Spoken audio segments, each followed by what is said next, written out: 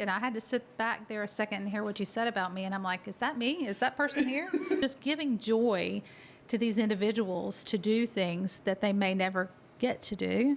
Treat everybody equally. Treat everybody the same. You can't have, because people can't come back and say you didn't do for one like you did for the other. You put on this VR headset, you pick an address in Tokyo, it'll drop you there.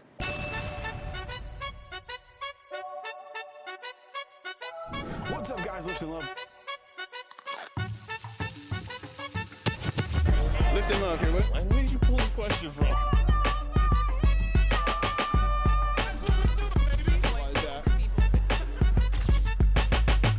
Lift Love, crochet, we out. What's up, guys, and welcome back to the Lifting Love podcast. You are awesome. And before we get into today's episode, just want to thank Lake Hickory Pub and Marina for allowing us to film here. Lake Hickory Pub and Marina, where lake and life meet. Today's guest, with over 20 years of nonprofit leadership experience, a globally recognized CFRE certification, which is only held by about 8,200 people worldwide, and a career dedicated to community impact. Today, we're joined by the executive director of the Carolina Caring Foundation, Tara Bland. How are you? I'm great. How are you doing, Lenny? I'm doing good. We got a little applause button. Thank you so much for sitting down, taking the time with us. Thank you for having me. You're extremely busy. You're part of an incredible organization that we'll deep dive here in a little bit later. Thank you. But how are you? I'm greght. And I had to sit back there a second and hear what you said about me. And I'm like, is that me? Is that person here? Like 20 years. I'm like, I turned 50 in February, so I'm getting, a greater hit on a lot of things that I've done in my life, but I'm very happy and very proud to have done them. So I appreciate that. I think one of the coolest things is like when you do reflect. Because I have this problem, and speaking of like, is that the person behind me? Mm-hmm. Like, imposter syndrome for me has been a massive thing, right? Of especially the past year and a half of doing the podcast, where it's you're famous now. People stop you along the way. They're like, hey, how do I get on that podcast? Right? Yeah. How do you deal with stuff, and how do you honestly? The better question is, how do you reflect? Right? You've been doing this for so long.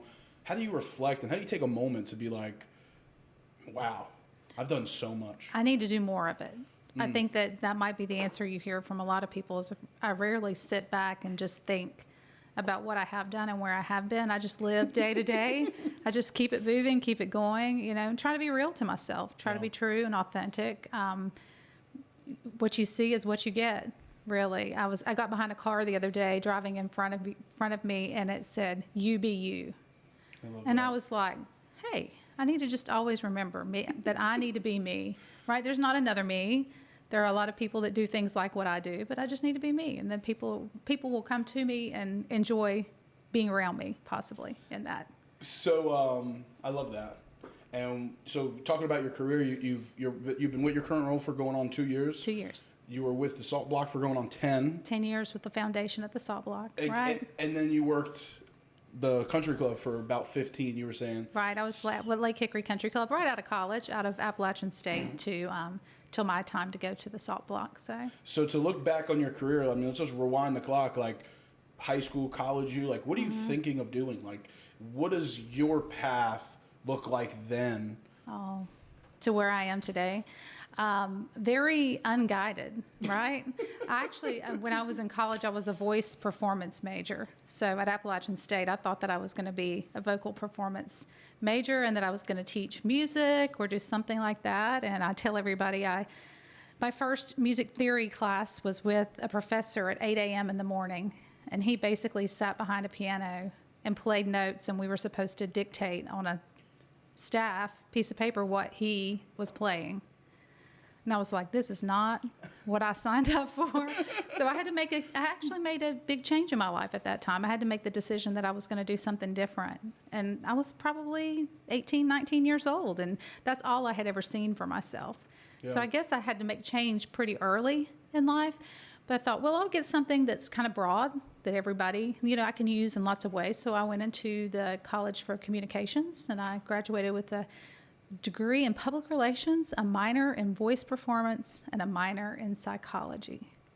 And I don't know what all that came out to be, but it created who I am today. So lots of opportunities I feel like have fallen in my path. And I've just taken a jump and said, hey, I think I'd like to do that. I love to learn. I like to try new things. So I think that's what's made me who I am today. I think the communication field as a whole, a lot of people would gain a lot of value from if instead of going for general arts or business, if they went for communication and public relations. I feel like that's a massive field Skill that gets set. completely underrated. Because at the end of the day, we're always communicating. There's always going to be a public relations job. Right. There's always going to be a job. You know, there's always going to be a need for journalists. There's always going to be a need for people in the communication field, because as humans, we communicate daily. We need to be able to talk to people. That's what we're doing here, right? We're talking to people. I have 2 children in college currently, and I said, if you don't want AI to do your job at some point in time in your life, you need to know how to relate to people. You need to know how to sit down, have a conversation, have the right manners, the right etiquette, and know how to have a conversation or a debate, whatever it might be. But I think the world of finance, the world of business, the world of healthcare, all of those are opening their eyes more to say, we need individuals that can sit down and have a relationship and communicate with others for our businesses. So that's going to be really important in our future, I believe. Was there a conversation you had with someone that got you into public relations, or an internship? Or, I mean, how do you choose public relations? Well, I went into just the communications field, and initially it was advertising. And our first project was that we had to pick up the Wall Street Journal from our mailbox every day in Boone on a snowy, cold day, and you had to clip any newspaper clipping that had to do with advertising out of the Wall Street Journal. Do you know how big that binder was at the end? And again, I'm dating myself, but there was not a lot of computer work at that time. It was like cut and paste, right? Rudimentary kindergarten, tactic and scale. But I was kind of like, if this is what advertising is, I really don't want to do that. So public relations I thought would be a good space, and it was a lot of writing. Can't say that I was a perfect writer at that time as well, but it was a challenge, and I'm glad that I did it. My professor actually was from Uganda. That's awesome. And the hardest professor to understand. You had to sit up at the very front seat of the class to learn from him, but he made a huge impact on me. It's funny, with all this equipment in here, my dream paper, that was the biggest project that we had, and it was to relate what we wanted to be our job and our dream down into words, very specific, detailed words. And so this paper, Lenny, I'm telling you, it was like 60-page paper when I turned it in, senior thesis paper, and it came back to me and it said more detail. And I was like, he wanted to know the mic I was using, the hookup to the mic, the amp, the stand, all the different parts and pieces that went with it. But it made me a very detail-oriented individual. Yeah. Which I think contributes to my event planning background and all these different things. I'm pretty detailed, and so my professor in college, my senior year, made me very detailed. But I thank him every day. I'm like, if I could see him again today, I'd be like, thank you for making me that way. I didn't know I needed to be that way. Yeah. Right. I think going back to like what you're saying, like college, it really seemed like that gave you a lot of the experience that you needed to be able to do the stuff that you're doing now. I'm a proud mountaineer, and Appalachian State University, class of '99. And I left actually college and went straight to work at the country club and learned a lot from mentors there for 15 years. How did that opportunity come about? I waited tables there while I was in college. Oh, so it's a little side gig. Right, and so they had a position open in the office, and I was like, okay, I'm going to take that. I'm going to take that jump and try it. And I started out just as the administrative assistant, and then worked my way up into being the marketing and event director. And I learned a lot through that process, but I was managing teams. I was teaching people how to do setups, how to manage large-scale events, bring, from coordination from back of house to the front of house, learning a lot of skill sets as far as that's concerned. And so, it was hard for me to leave the country club when I was approached to take the position at the Salt Block. I care a lot about every job I've ever had. I care a lot about the people and the place where I am. And so I made the choice to leave Lake Hickory Country Club, but I still see that it's the best country club, in our area. And then went to the Salt Block and had the opportunity to become the executive director there. I was the first executive director of the Salt Block Foundation, and learned a lot about finance and raising money and talking to people about history. So let me ask you. So you get that call.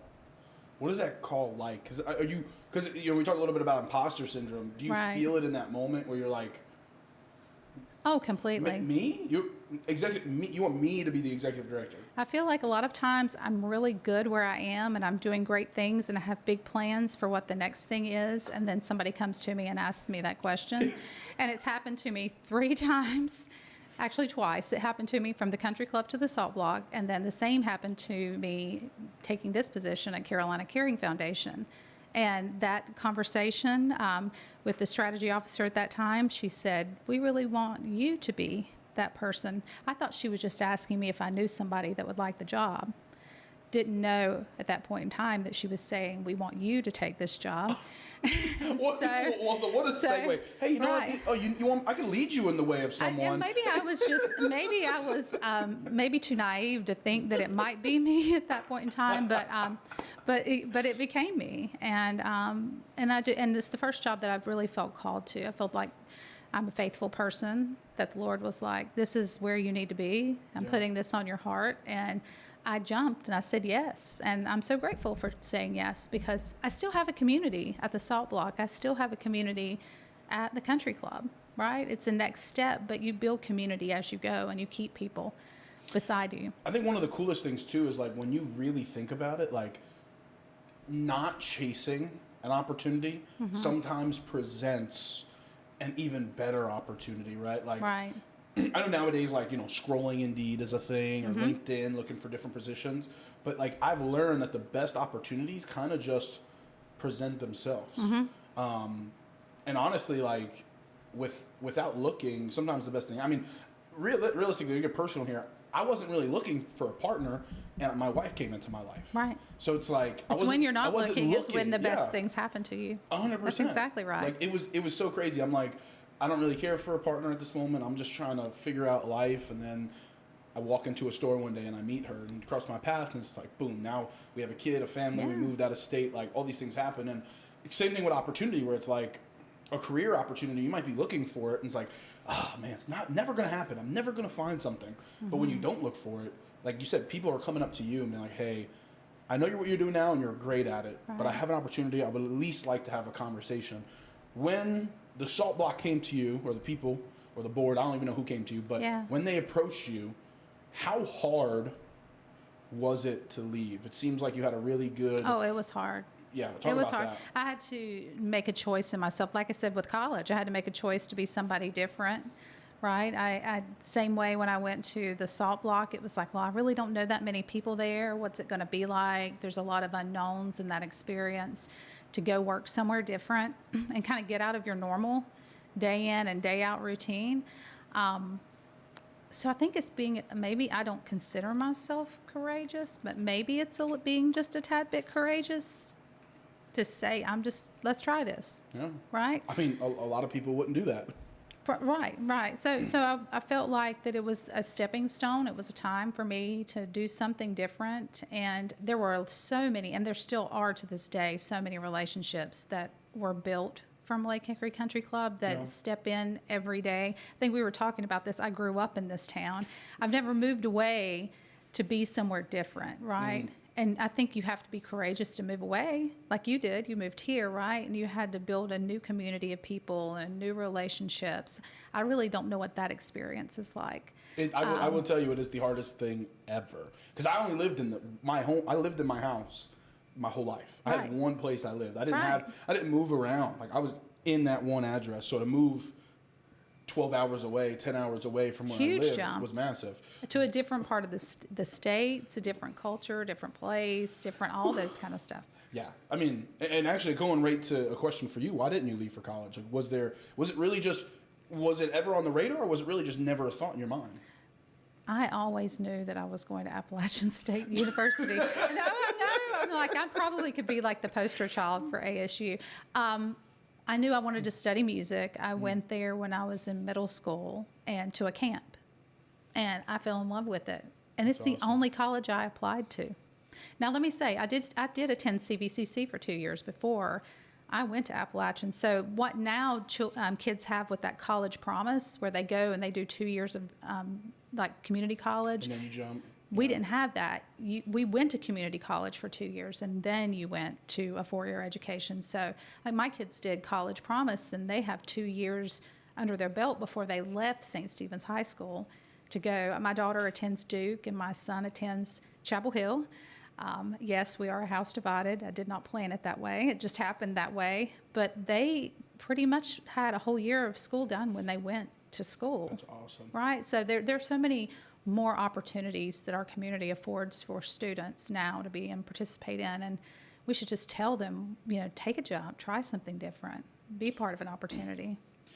How, and this could be a whole podcast itself, being someone born and raised here, how Right. incredible has it been to see the growth? I know this is very off topic for your career, but No. how incredible has it been to live here, to have gone to school here? I mean, obviously App is a little up the ways, but still it's Yeah. local. Right. Didn't go very far. Yeah, it literally, I mean, what they say, it's like an hour away. You can do just about anything except go to the beach, right? You can.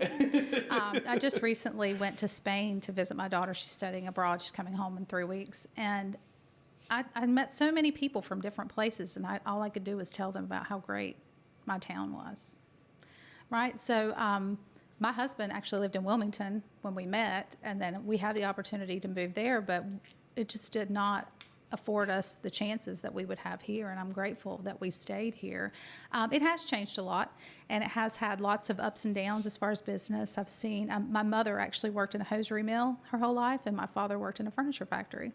And I remember before the economy tanked, right, in 2008, a lot of those businesses were leaving our community, and there was a huge effect on the quality of life, the things that we have to do today, like the city walk and the river walk. All those things weren't even imagined then, and I can only commend our city and our leaders for choosing to add all of these wonderful amenities. It just makes it makes it even better. Yeah. I never feel like there's not a quiet place for me to go and reflect.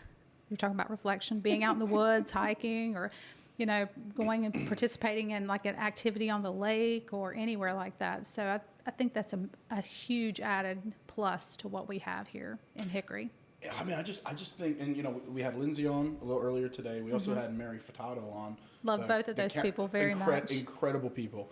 Yeah. And it's just so cool to hear like the vision and the leadership behind like the county, right? For example, it's like they know that it's booming right now, and they're so for it. And I love that. That was the conversation with the salt block, right? Because the goal is that building was 100 years old. It's 100 years old this year. It was a high school. I know. It was 100 years old this year. It was a high school. There's so many individuals that went to school there, and they're still here. But the fact that something like that can be preserved and become the cultural center of a community, I was so blessed to have that job and be part of that as well in so many different ways. So we have lots of good stuff going on here. It's so funny, and then there's like people who like talk negatively about a city like Hickory. There's nothing to do, and I'm like, they don't know what's going on. Goodbye. Like literally, so much happening. Yeah. Businesses growing, nonprofits thriving. Like and that's just Hickory. We haven't even talked about the county. No. Right? That's just Hickory, and then you got to think about like Newton's new downtown. Conover is growing and expanding. Like everything's becoming something different, but still something very unique and humble. I think it's absolutely incredible. Real quick to touch personally, your family of 2 children and your husband. And my husband Travis. Not only how important has it been to like become a mom and a wife and all that stuff, but like to live and work in the community you live and raise your family in. Oh, I'm very proud of that. How incredible is that for you? Very proud of that. My family has been in Catawba County since before the Revolutionary War. So I could say that if you're talking about roots in Catawba County, this is where my family is, and I've only seen it as being here as well. I'll be interested to see if my children come back to this community because they are doing very different types of degrees that may send them somewhere, but I can only hope that business and innovation will create something for them. Yeah. We are a community of creators. I've only seen this space is being that from people that build furniture to people that innovate and create so many different things. I'm actually a part of Leadership Catawba right now, and we did some tours recently, and I'm like, I would have never walked into these businesses and seen the innovation and the different things that are available for students to know about. And it's our goal, it's our gift to be able to tell more people about it. And yes, I'm a very proud mom, and I'm a very proud wife, but I'm a very proud leader. I'm a very proud native of this area. So you literally are, not only are you the poster child of ACT, but you're like the face of what a Hickory native can look like, where it's potentially, where it's like you not only has your family been here for a long time, but like you are creating change in the community, and you've worked not only. It's funny, you haven't even left the county for any of your work, so you have directly economically affected the Catawba County, period. So now I am a more county worker. Actually, with my new job at Carolina Caring Foundation, I've been there for 2 years, and we actually serve 12 counties. So I've had to expand my scope, but I was excited to do that. Whereas I've only driven a mile or two here or there to get to work, right? Like my circle was very small. It's larger now, and I'm meeting people. And I think what's very interesting is even your Gastonias or your Dallases or your Lincolntons, they're all the same type of place where individuals love their community and they're very proud of their community. It's just replicated in so many different ways, right? So if you can be here, you can work here, and you can adapt here, you can anywhere, really. So we need to get out and explore more. There are lots of great places. And even living here in Hickory and being in proximity to so many great places and people, I think it's just wonderful. I love this community. This community has really brought me in. I know I'm still an outsider to some because I'm the Yankee who's loud and this random guy who has a podcast. But you're from Long Island, and I do not pick up the Long Island accent on you at all. You should hear my wife. She sounds way more country than I do. Gotcha. But I do say y'all a lot now. I did before That's though. good. I did before I lived here. Went to Florida for a week, and I was speaking country. My family's from from Jacksonville, very country. Oh, so you were in Jacksonville to New York back here? No. I was just there for a vacation. I went out there for 1 week, and when I was 14, 15 years old, and I couldn't stop saying y'all. So I had that country twang. It was meant for you to come back this way. Funny enough, quick story. So you had a story about being young and I'm going to App. Right. My aunt lived on Lake Norman. Okay. She lived one exit away from Davidson. Right. And she had a house in a community on the lake. That's a beautiful community. Amazing. We went 5 or 6 years before she ended up moving to Arkansas. We went there every summer for 10, 11 days at a time. Right. And I remember telling my mom one of the last trips, I was 14, 15, one of the last years we went, I literally was like, I'm going to live here one day. Lo and behold, 45 minutes from where she lived is where I live now. It's incredible. It's kind of like a full circle moment going back to you actualized it. Yeah. Right. You're like, that's manifestation, in this best terminology. It's like, this is going to be me and this is what I'm going to do. Right. And I not exactly Lake Norman, but I found a better plot. Lake Hickory's better. Yeah. A lot less traffic, a lot less people, and as far as that's concerned. Great place for you to raise your son. I know. Too. Which is incredible. I can't believe I have a family. These are things I just never thought would happen. You just don't plan. I just don't plan for stuff like that to happen. I'm just like, I'm gonna live life. Things are gonna happen, and it's just gonna be what it's gonna be. And here we are, right? And experience it. Sit back and reflect and experience it. Yeah. And enjoy it as it goes, right? Because it goes fast. I was going to say, how fast does it go being a parent? So fast. And then with the people, everybody comes up to you and says, and I feel like I'm that person now that used to tell me, just make sure you enjoy. But it does. I mean, graduating 2 kids from high school and they're in college and we're empty nesters now. We're like, our life's been centered around family and children for so long, and now it's not. I'm not saying it's a bad thing. It's a good thing, but it's different, right? And so it's just enjoying them as they grow up. All the food you have to pick up off the floor, all the dirty hands, all the fingerprints on things that you didn't expect them to be in. Just enjoy that, and don't make it frustration. Just make it joy. So my son's at a phase right now where he's not talking, but he's like like jabbering. Yeah. He's like, Helping And, vocalize, do it back This to it. might be my favorite stage. Right, he's right before talking and walking, Yeah. but he's not he's not fragile. Right. Right. So like I'm able to throw him around a little bit. We roughhouse a little bit. He Yeah. likes to play and climb and do whatever. Like this might be my favorite stage. Every stage will be your favorite stage as you go through. No, It'll be the adaptability I of did it. not like the baby stage. Well, that's true. They're a little too fragile. I'm Like, sitting ooh, there I'm going like- to break it. I'm like, okay. Don't let me hurt you. Don't let me hurt you.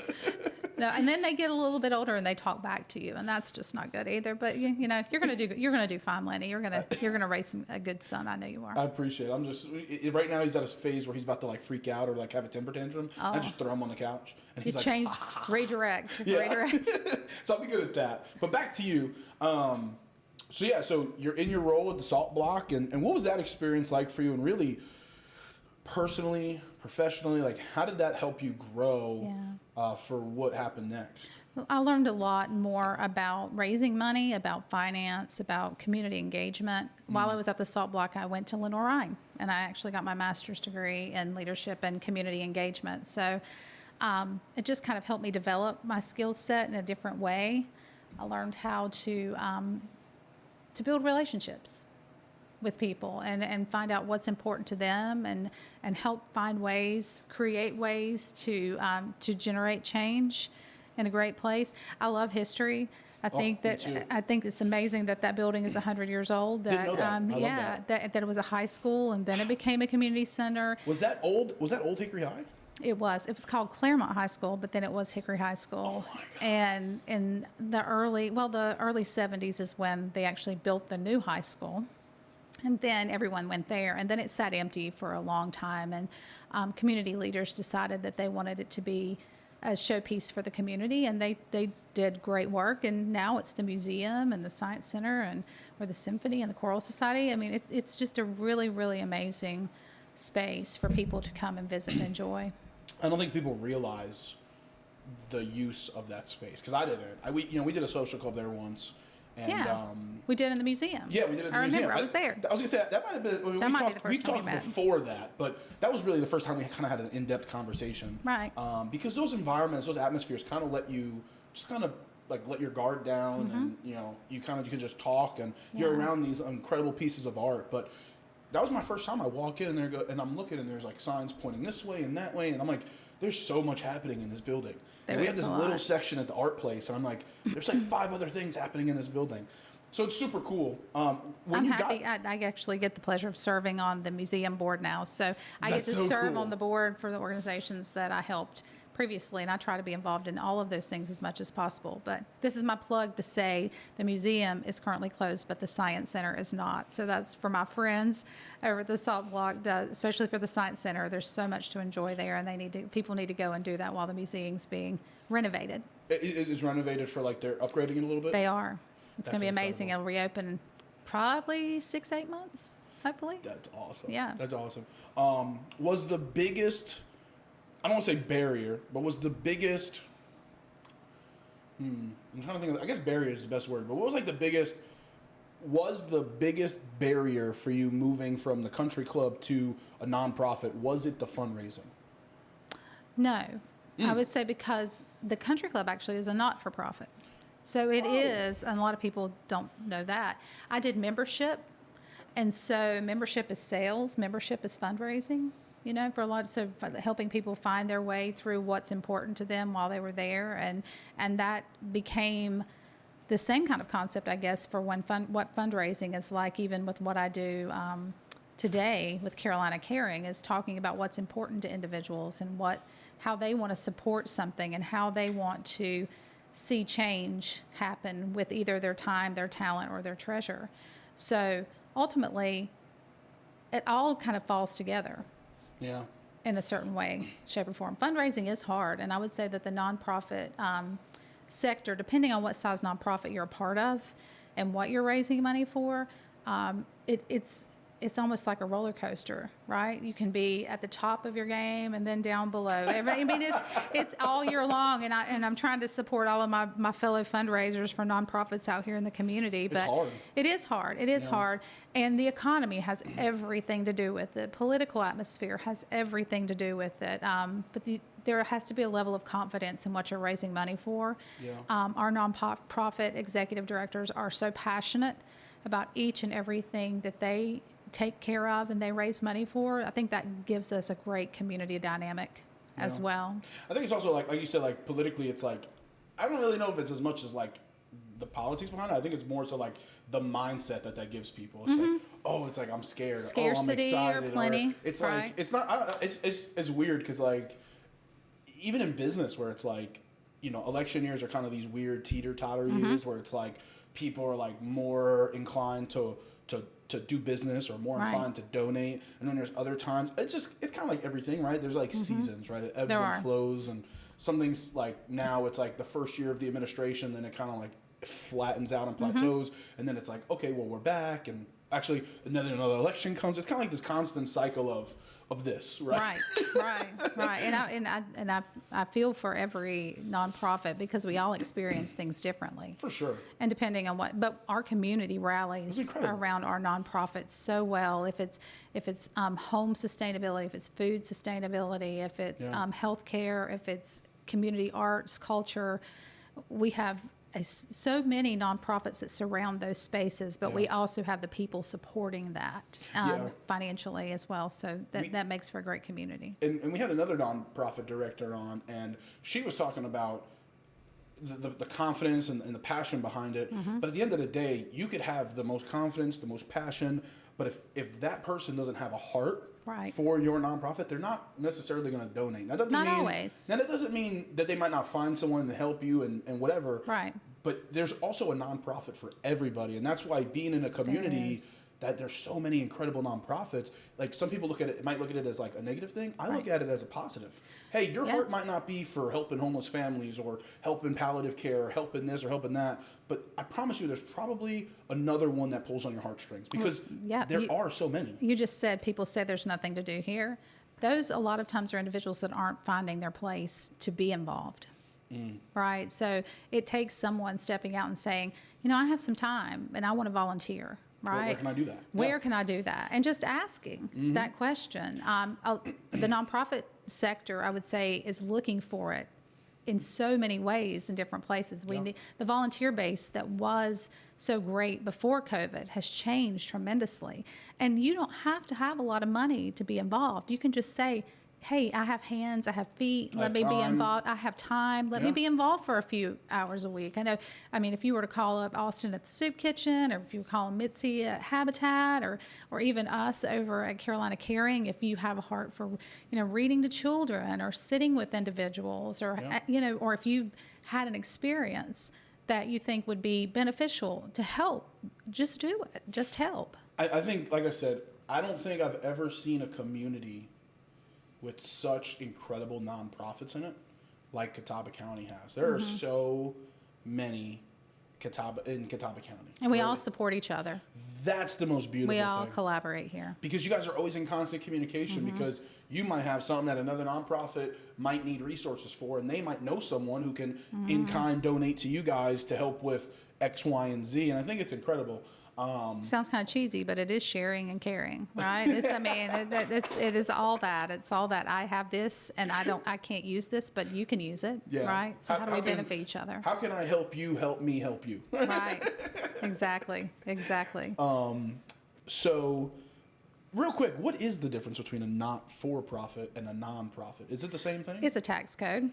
It really is. So like for the golf club, would people not be able to write that off as? Well, in certain situations, it's all tax code. There are a million different types of non-profits too. It's all by what type of organization you're supporting. And I wish that I could say that I knew all the answers for what the IRS code means. Pop quiz right now. Go ahead. Yeah, I cannot. I did not go into accounting for that reason.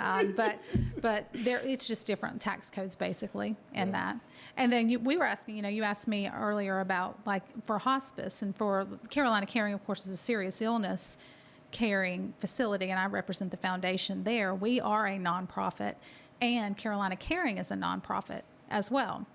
So there are for-profit and nonprofit serious illness care providers as well. And working for a nonprofit is different just because we provide different services that a for-profit will not willingly give you. Right. So the goal of what I do day in, day out is raising money to support families and individuals, caregivers, right, and patients with the opportunity to have a chaplain there if they need it, to have a social worker if they need it, to get further, counseling sessions if they need it. More about the overall continuum of care and wellness for individuals. So I left the Salt Block 2 years ago.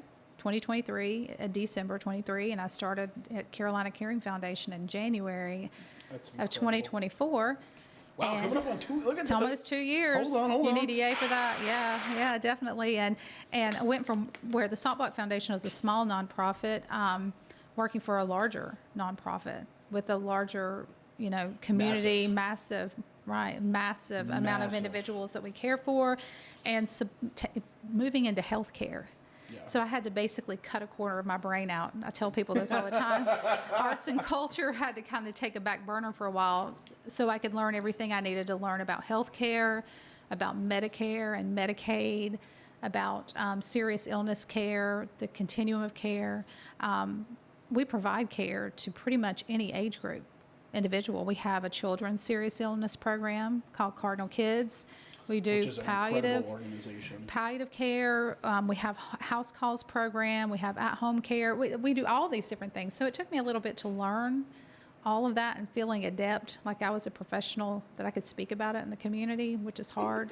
Still, because when you're talking about not so much politics, but just policy, things change all the time, quickly.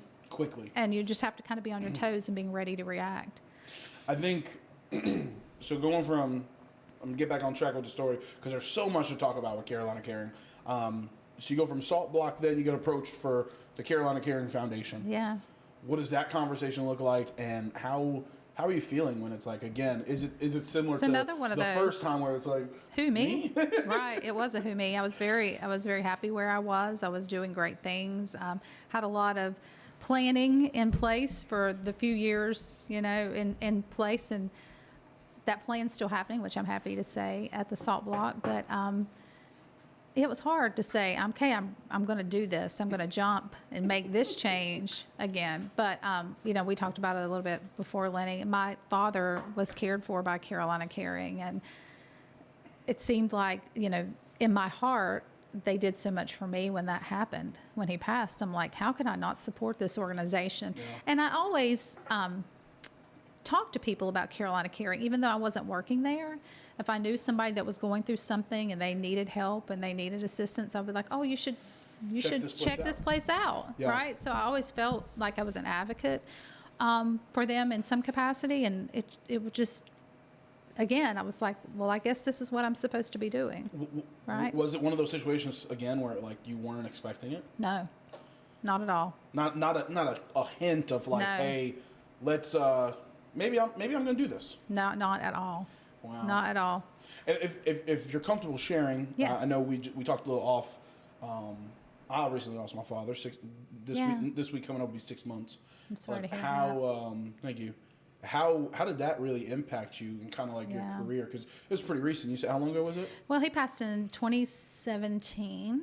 So I was actually just finishing up graduate school. My kids were in middle school.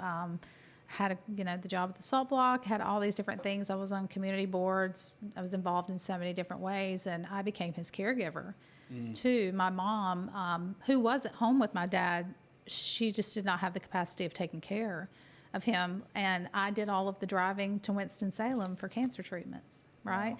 And it was hard because I didn't know where I was or what I was doing at that time. I was being a caregiver. And we actually just hosted an event this past November, just a few weeks ago, for caregivers in the community to talk to them about the support services and systems that they awesome. need around them. And Yeah. and if anybody needs that, it's actually saved on our YouTube channel, so they can still see the movie, they can hear the panel, they can hear the discussions. But at that point in time, I didn't know that that's who I was. Yes, I was a caregiver for my children, but I didn't see myself as a caregiver for my father. And without having the medical background, I just learned what I needed to know to be able to get him day by day through it and take him to these doctor's appointments and talk to the nurses about the care he had had and triage him between doctors in Hickory and doctors in Winston-Salem. And so very early, I learned about palliative care and the opportunity for it to give him better resources. And I really would not have been able to do it without Carolina Caring's palliative team coming in and helping me, because they had somebody to help me give him a bath every once in a while. They helped me with different services that I did not even know existed, right? I was 45. Yeah. I wouldn't, why would I take care of my dad at 45 years old? But people need to know more about what it is and being comfortable with the conversations about it versus it just happening to them. Yeah. And so I think that really drove me to work at Carolina Caring. I was like, why would I not raise money for somebody that I'm passionate about? They helped me through a crisis that was going on in my life at that time. My mom, actually, the day that hospice care came into the home for my dad, my mom had to be put in assisted living too. So I was juggling a lot. And really, I'm like, I just don't know how I did it, but I did it.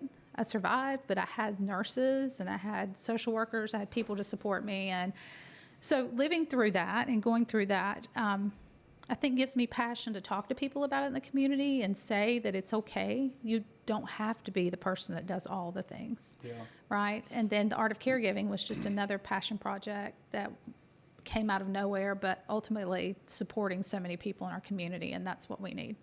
So it's kind of like you have the ability to not only help raise funds, but like when people are talking about it, like you get to share your experience. I do. Like, because you went through it. It wasn't like you're just talking about it. You lived it. You got to experience it from the other side. So it kind of makes you almost, I don't want to say perfect, but it kind of makes you very close to the perfect person to advocate for it and to raise money for it, because hey, these are the things, like it helped me personally. Like, take myself out of this, like this is what has happened to me, and this is how beneficial it was to not just me but my family. I think that's super crucial in your role. It helps so many people. And we talk about at our board of directors meetings all the time that everyone has a hospice story. Right? It's so but true. Hospice has such a negative connotation for something that is so wonderful, right? Needed. And you can say, hey, this is what it is. Don't be afraid of it, right? And speaking to individuals, and that's why I'm so glad you asked me to be on this podcast, because I think there's a different generation of individuals that need to understand it. My dad did not want hospice care, but ultimately he needed it. Yeah. We both needed it, and it gave us a better relationship before he passed, because I could officially be his daughter at that time. I didn't have to be his caregiver anymore. I could just say, it's okay, I can sit here with you and I can reflect with you. Reflection's been a big part of our conversation all of a sudden, and we didn't plan it that way, did we? No. But even now, I have friends that their parents are aging and they're going through specific situations, and I'll receive a call weekly from someone saying, hey, do you know what I should do, where I should call, what I should do? So just it's being that person to say, this is what you need to do, right? But again, getting to a younger demographic and being aware of what can surround. You never know if you may have a child born with a serious illness. You never know when someone's going to be diagnosed with cancer. You never know. Yeah. So be proactive about your education and what's available. And I think that's one thing that I'd like to share with the younger generation, the younger demographic, is like not just for one nonprofit, but for all the nonprofits in this community, because you'll never know when you need any of them. No. I mean, It blows my mind. So, as you know, I work with Family Care Center, and they have a resident there. I'm not going to share names or too much, but basically, he got injured. No, he didn't. Oh, hold on, he didn't get injured. He got his rent went up, doubled almost overnight. Right. His job wasn't paying enough, and then he got injured, and now he lost a source of income. Everything. Like one thing could happen to where you end up homeless, right? Right. One thing could happen to where, God forbid, something happens to you or your family. Like you could be the next one who needs palliative care. You need the next one who needs assisted living. Your child could have, God forbid, an illness. Like that's the one that breaks my heart. It's like you just never know. So there's so many nonprofits in this area, and people might view that as a bad thing. But I again think if you educate yourself on all the nonprofits in this area, you will know who has the resources, when to go to. Like we just had the Kindness Project Hickory on the podcast last week. They do a great job, and they're doing incredible stuff too, and they're doing it out of their own pocket, out of the goodness of their heart. They're a smaller nonprofit trying to help people, right? And it's like there's in that soup kitchen. I mean, I could sit here for 10 minutes and name nonprofits in this community. We all meet people where they are. Exactly.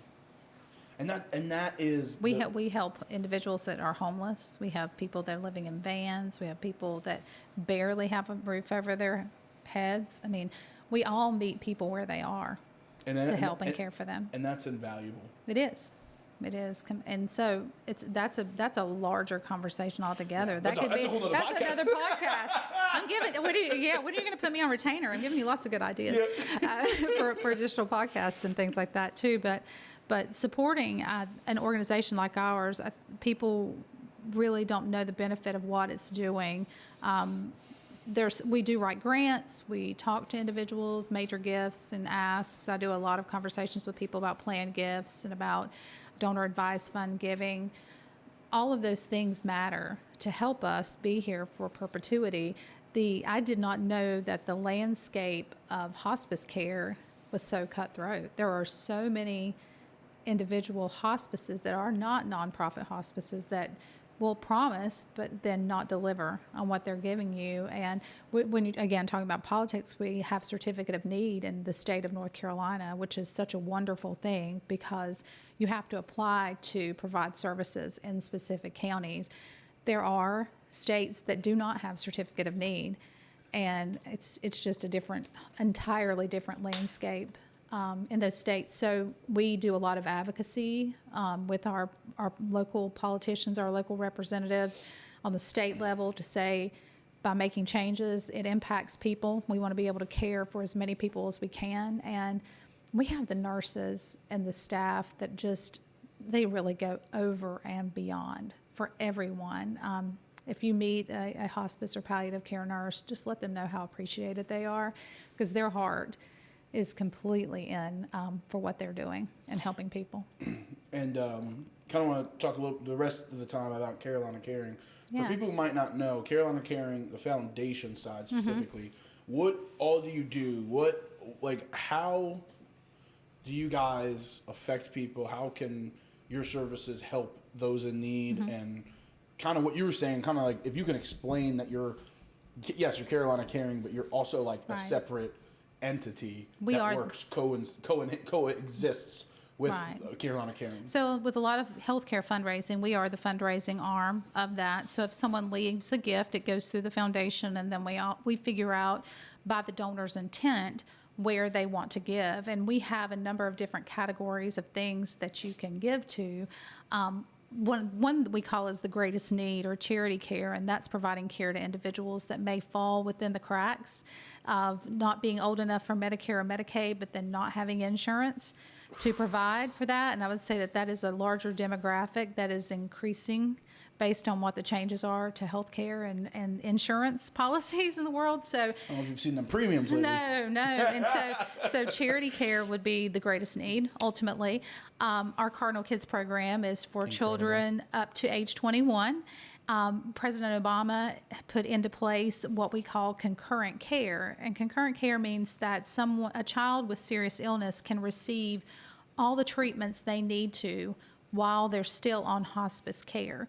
And so what we are providing to these families from the foundation's aspect is life enrichment monies to help them have last experiences, doing different things like Christmas events for them. We actually had a fall festival just a couple months ago where we had providers come out and do games, and we had a wonderful, wonderful event at Williamson's Chapel Church in Mooresville, where we had a spread out place for people to bring their kids. They'd be scared generally to go into a public place because their child might get a cold, right, or anything like that. So we were outside. Everybody was bundled up. We had a lot of community partners help us with that. Everybody got a pumpkin out of the pumpkin patch. It was a spectacular day. And again, we're doing that for the children, but the families that are coming, these parents are like, thank you for doing this. We just want to have these experiences with our kids as well, right? And then supporting palliative care. Palliative care is unbillable. A lot of the things that we're doing has to be a physician billing it, and we have a lot of nurse practitioners. So in that case, we're supporting palliative care in Cardinal Kids. We write grants. We have individual gifts that come to that. Lots of different projects that we do with Cardinal Kids. And then other projects, we try to do innovation grants to bring in new equipment, different types of innovative ways to bring patients back to our care, keep them within getting kicked out into different parts and paths. We have adult life enrichment as well. And if anybody goes on our website, you'll see through Charlotte News a story about a lady. We're all about stories, Lenny. That her last wish was to see a giraffe, touch a giraffe. That's so awesome. We sent her and her family to the zoo. No. Yes, and she was in a nursing facility. They got her all ready. They went to see the giraffe. She touched it. She rubbed it. It was like the biggest experience of her life, and she just recently passed away. But it's just giving joy to these individuals to do things that they may never get to do. Yeah. We have a program right now it's called Rendeavor, and it is a VR headset that you could put on, anybody can put on, and you can decide where you want to go, and it will take you there. So maybe where would be somewhere that you would want to go? I've always wanted to go to Tokyo. Tokyo, right. So you put on this VR headset, you pick an address in Tokyo, it'll drop you there. And you are in that experience of walking around And in Tokyo, right? Exactly. That's Seeing so all these things. cool. One of our first experiences with that product was a lady that wanted to go to Victoria Falls. And she sat on a couch beside her daughter and held her daughter's hand, and they both had on these VR headsets. And they were in Victoria Falls, right? So trying to raise money for innovative things that make the process and the care different, right, is one of our biggest things that we do. And then we have all different kinds of pools and areas that people can support, but really it's making sure that we can cover the care that's not covered is a lot of the monies that we raise. We received a grant from the Duke Endowment last year. It's a 2-year grant. Totaling $1 million once it's all paid out, and that helped us hire additional social workers, helped us hire additional chaplains, and the goal is to change the way palliative care is billed so that your Blue Cross Blue Shields and all your different types of insurers will say palliative care keeps people alive longer. Let's give people this support. Let's change the way the billing model looks so it can be given to everybody. So we do a lot of different types of projects in the community to make big impact, really. And so we're excited about that. I think one of the things is people might not know that. Right. And I think that for me is the part that breaks my heart, because there's, like you said, so many great nonprofits, and you guys do so many different things. And how do you explain that? How do you It's just advertise hearing it. that? How do you, Right. you know what I'm saying? Like it's so again, It's beneficial, but you have to talk about it, right? Yeah. You have to teach about it. and talk about reflection. Life is so precious. It is. And I'm experiencing that as a dad. It's life is so fragile. Time is, no one has beaten Nobody the knows. test of time. Right. And you never know what's going to happen, when it's going to happen. I mean, you literally just have to live your life to the fullest every single day. You do. And experience, and to be able to bring that to somebody who is at the end of their life, and they might only have days left, they might only have Right. weeks left, they might only have hours left, right?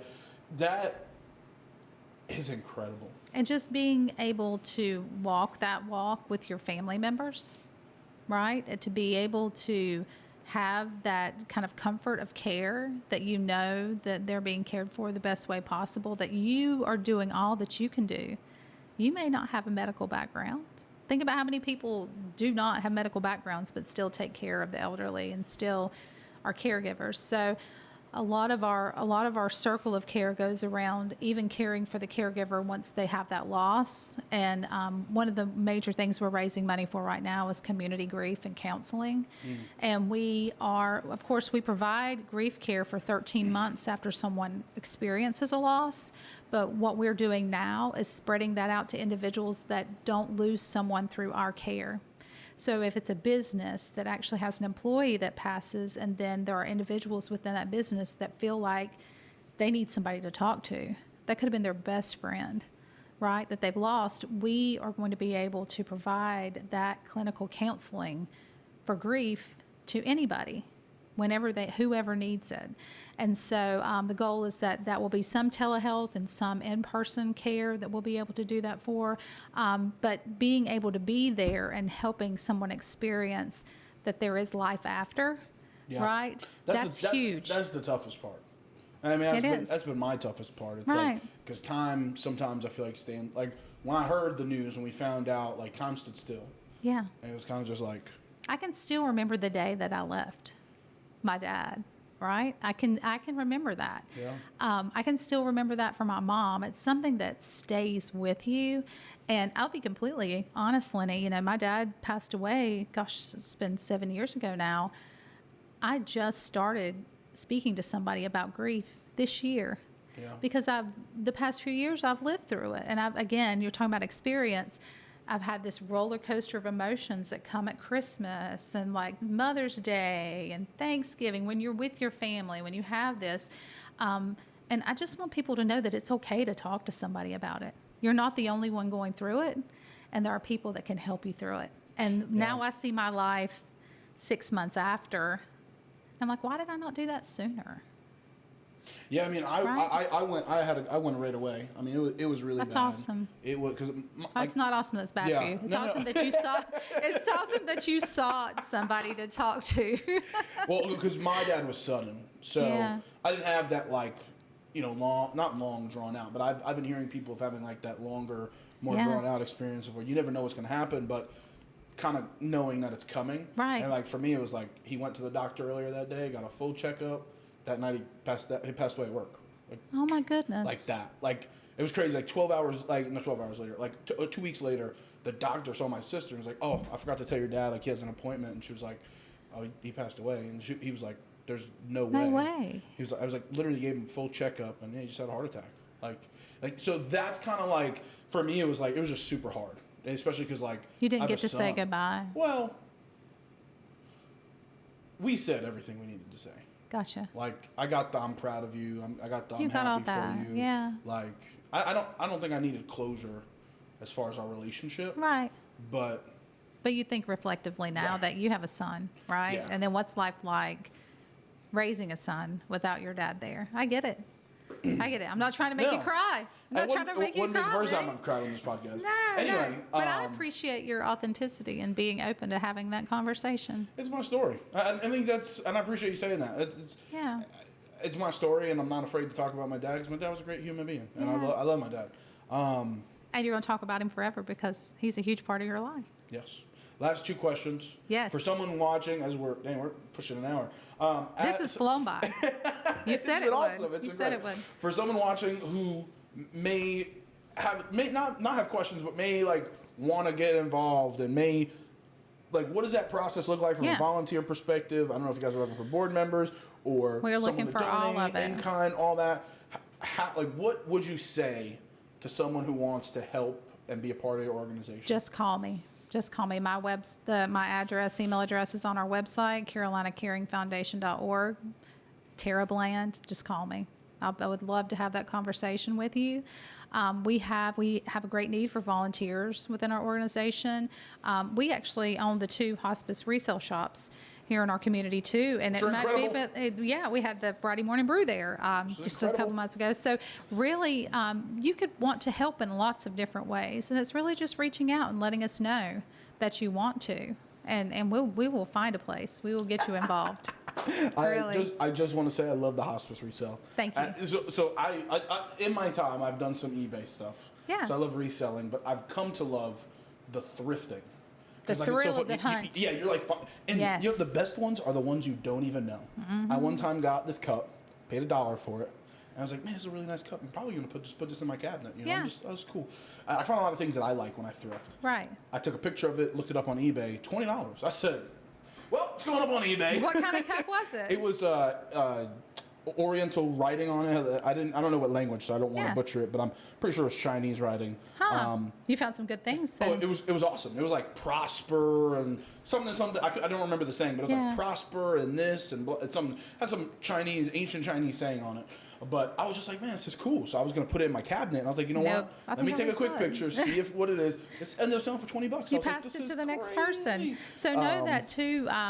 Giving to the resale shop is a huge impact for our charity care donations, and so individuals give to us for all different reasons. But when you do leave gifts to us in that manner, it's directly impacting patients and families. And you guys get some really cool stuff. We do get some cool stuff. I see the post all the time, and I'm like, I want that. And then every time I go and refresh it, sold. I'm like, and following our social media is a huge part of that. Charity is our manager there, and she does a great job with our posts and things like that. And people will fight over something that's posted. So we have a strict policy that you have to call and pay for it to be yours.